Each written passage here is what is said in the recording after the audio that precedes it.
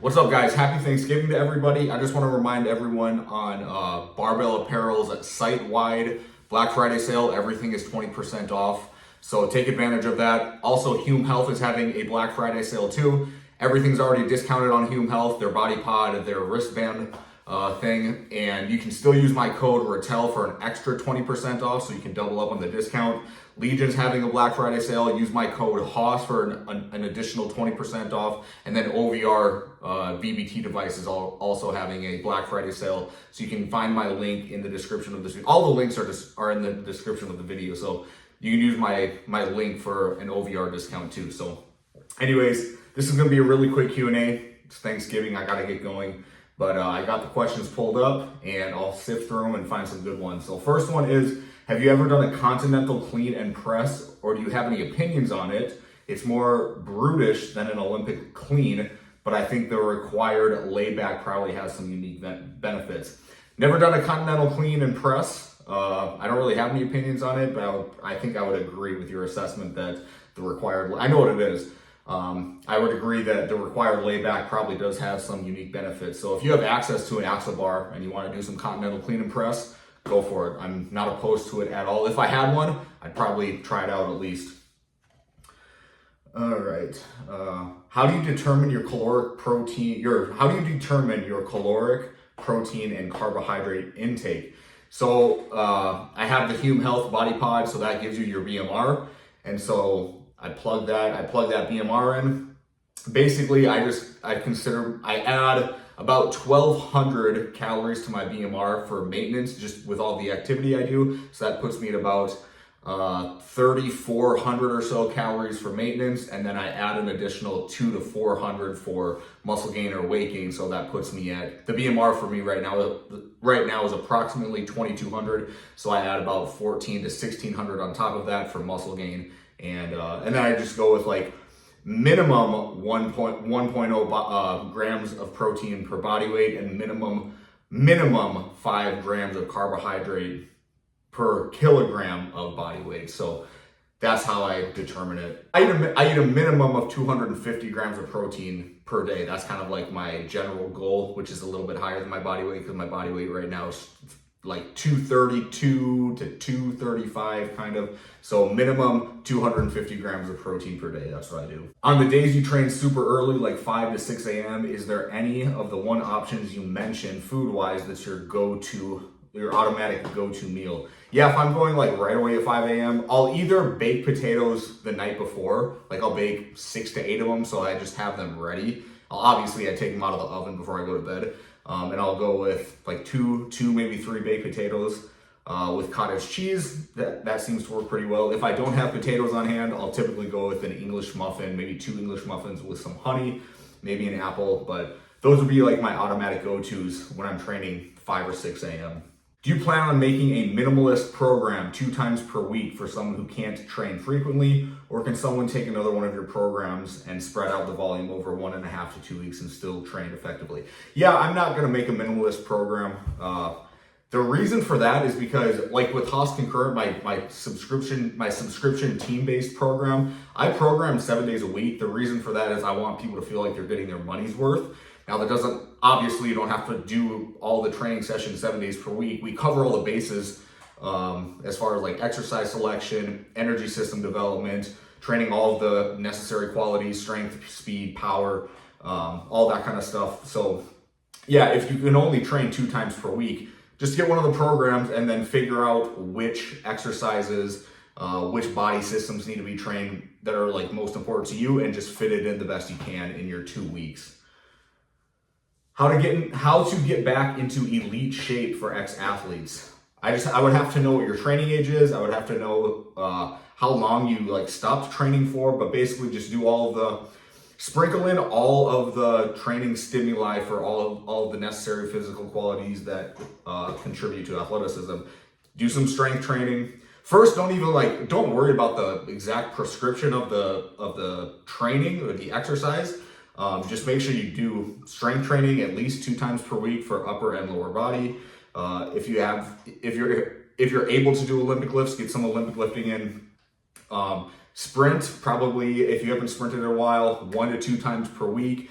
Keep the distance per sprint short. Like I would probably say for the first several weeks, 4 to 5 weeks, keep the distances at 20 yards maximum, and then just gradually build up there. Yeah, you just do all the stuff. You lift, you condition, do aerobic and anaerobic conditioning, Olympic lift, do some sprints, do some jumping, do some plyos.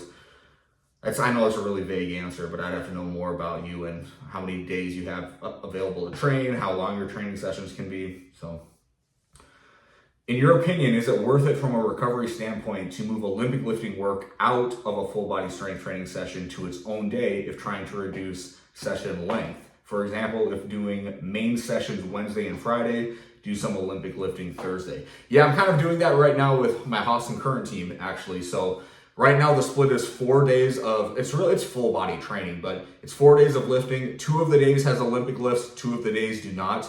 The non-Olympic lifting days are like the lower body intensive, high intensity strength days. The days with Olympic lifts is more, the rest of the lifting is upper body. So yeah, if it is worth it from a recovery standpoint to move Olympic lifting work away from like heavy lower body. I've done it always though.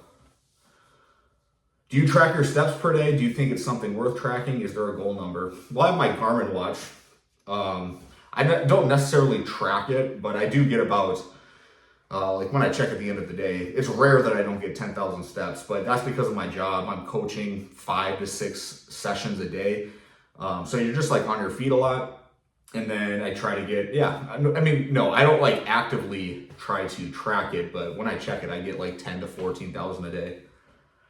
Any advice if I have poor shoulder mobility and can't get into an overhead squat? You do a speed press. Look up Chris Speed on Instagram. It's where you're in a squatted position. You have dumbbells in your hands and you rotate and press one dumbbell up, bring it down, rotate the other way, press. That's a good drill. Bar hangs, just hanging from a bar. Neutral grip, close grip. You can go wide grip. The wide grip's not gonna be as effective for shoulder mobility. The closer the grip you have on the dead hangs is gonna be good. Add weight to it too. When you're doing hangs, you can kind of rotate yourself. You can shift side to side, hold certain positions. So those would be like that'd be my advice to improve your shoulder mobility. Can you clarify a little bit how to make contact with the body? Exactly where should the contact be? This is for Snatch. Exactly where the contact should be. And is it pulling the bar towards you combined with thrusting your hips into the bar to make contact, or just one of these two? You're gonna do both because the bar is gonna have to cross the knee. When the bar crosses their knee, necessarily is gonna be space between the bar and your body. So you have to bring the hips forward. That's gonna bring your shoulders back. You're gonna get more vertical. And at the same time, you're gonna use the arms to pull the bar. You're gonna use your lats because they extend your shoulder. You're gonna pull the bar into your body. You don't necessarily wanna like bang the bar. You wanna brush it. So you want that hip contact to assist with the bar's momentum upwards. So hopefully that makes sense. I'll find one more. You train isolation on your neck, or are those just side effect gains? Are those just side effect gains from benching and such? I've made videos on this before. When you say neck, I assume you're talking about the traps. I do zero like neck flexion, neck extension, neck lateral flexion. I do zero of that. But if you're talking about the traps, I've made a video on this before, but the best way to grow your traps is to do heavy pulls, explosive pulls, and heavy overhead work. So that's my recommendation. So heavy pulls would be deadlifts, RDLs, snatch grip deadlifts are great. Explosive pulls would be Olympic lifts. If you're not comfortable with Olympic lifts, you can do Olympic lift pulls. And I would do like repetitive clean high pulls, repetitive snatch high pulls if you're not gonna do the full lifts. And then heavy overhead work is gonna be overhead pressing, jerks, push pressing, and then really doing a good job of locking the bar out and shrugging, getting your head through the hole with all of those. Let me see one more. What's your opinion on taller athletes pulling from the floor? I'm 6'6" and have long legs with a short torso. I've always struggled with deads and cleans. Recently, cleans have been bothering my low back. Do you think just pulling from the blocks or hang is sufficient? Any suggestions for general training advice on taller athletes with long limbs? Yeah, if you have the capability to pull from the floor and you're tall and you're lanky with long limbs, do it. If you don't have the capability, pull off the blocks, pull from hangs. You just do RDLs instead of deadlifts. But I would try to work towards pulling the bar off the floor and improving that mobility. All of us have all of us do have some anatomical limitations based on our anatomy. So work with what you got, but try to progress to pulling from the floor if you can. How often do you use the Peloton? Peloton behind me, I use it probably, it depends. I'll go 2 to 3 weeks without using it. I do like to use it for my steady state conditioning. It's got a screen on it, so I'll put like Netflix on or YouTube on and I'll just do steady state. That's typically how I like to use it. I'll do some like interval based conditioning on it too, but some weeks I'll use it 2 to 3 times.